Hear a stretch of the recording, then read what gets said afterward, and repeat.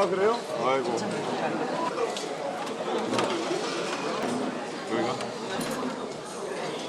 어떤 사람 빨리 송도 없애자고 하는 사람도 있거든요. 아니 그래도 송도 예, 오늘 이렇게 선거운동하는 첫날 이 연세대학교 교정에 와서 이렇게 학식을 먹으면서 이렇게 학생들의 생각을 들어보니까 너무 좋습니다. 특히 우리가 생각하는 여러 가지 문제에 대한 그 문제의식 자체를 공유하고 있는 것 같아서 저희가 정확한 지점을 태클하고 있구나라는 생각이 들었습니다.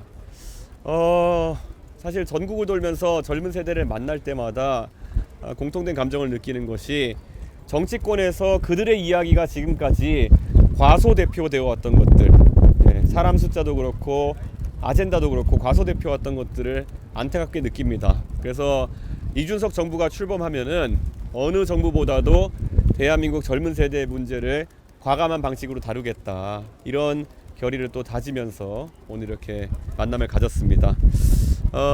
오늘 그리고 선거 첫날인데요.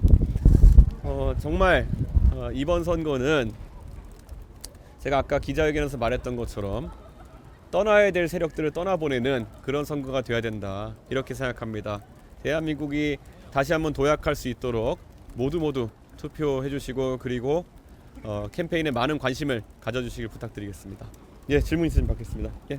저 아까 저출산 해결 방식으로 여성의 사회진출 연령 하원을 말씀하셨는데, 예. 그러면은 이제 여성가족부를 폐지해서 행안부에 합치는 건 왜 저출산 대책은 무엇이 있으신가요? 그것은 저출산 대책이 아닙니다. 그냥 없어져야 될 것을 없어지게 만드는 것이고요. 있어서는 안 될 것을 이제 정리하는 단계입니다.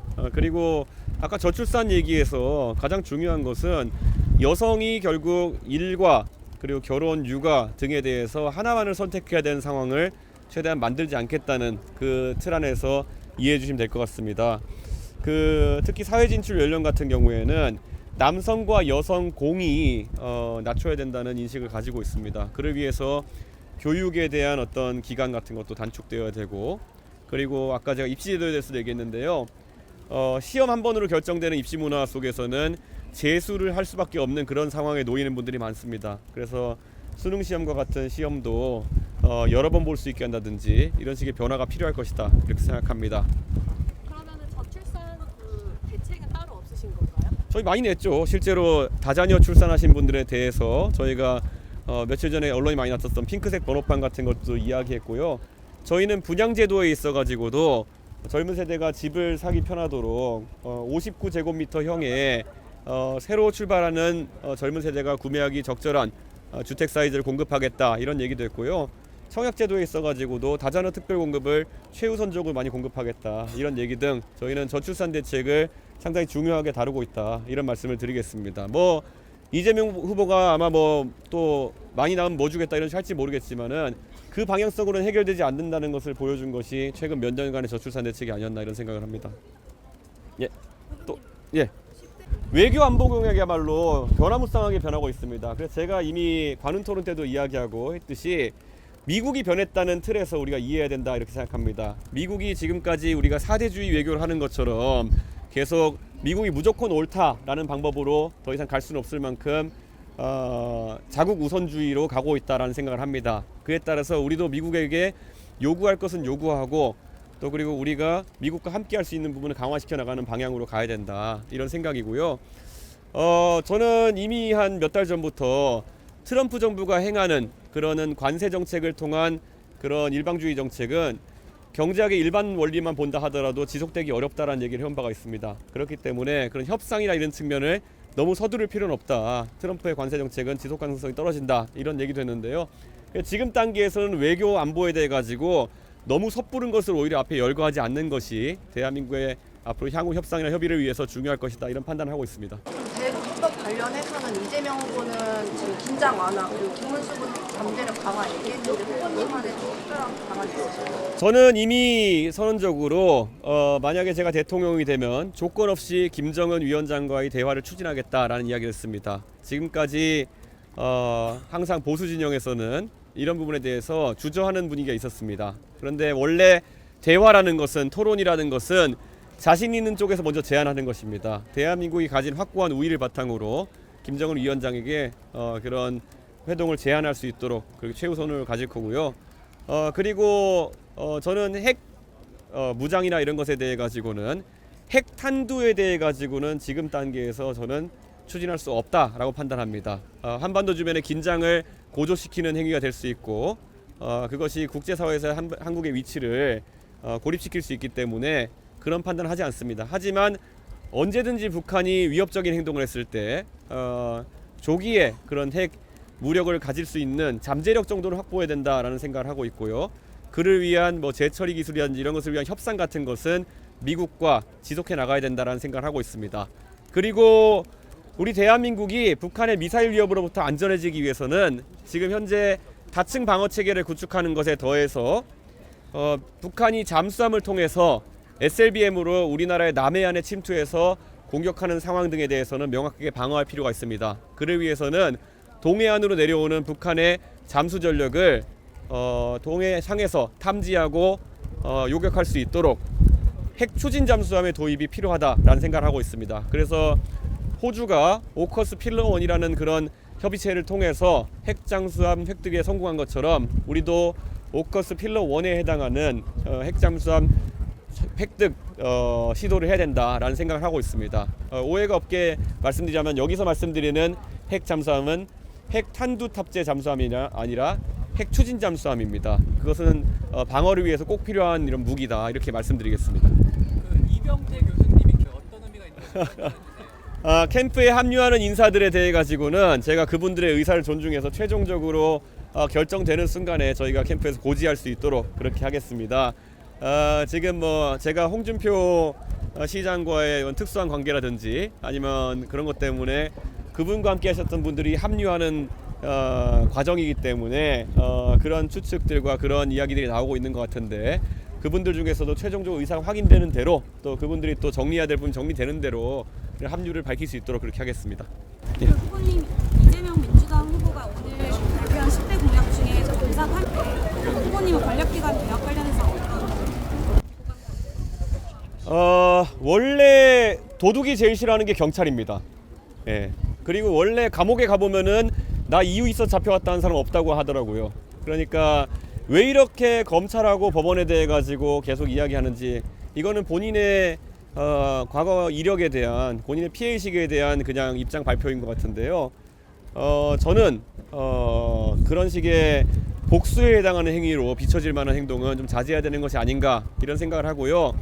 다만 지금까지 노정된 여러 수사기관의 문제점들은 저도 해결해야 될 필요성이 있다 생각합니다. 특히 공수처가 상당한 예산을 들여서 지금 운영되고 있음에도 불구하고 수사 실적이 미진하고 급기야는 이번에 윤석열 대통령 같은 중요한 범죄를 저지른 사람을 풀어주는 상황까지 이르게 된 것에 대해서는 저는 강력하게 이 상황을 해결해야 된다. 그래서 공수처의 폐지 같은 경우에는 공약을 해놨습니다.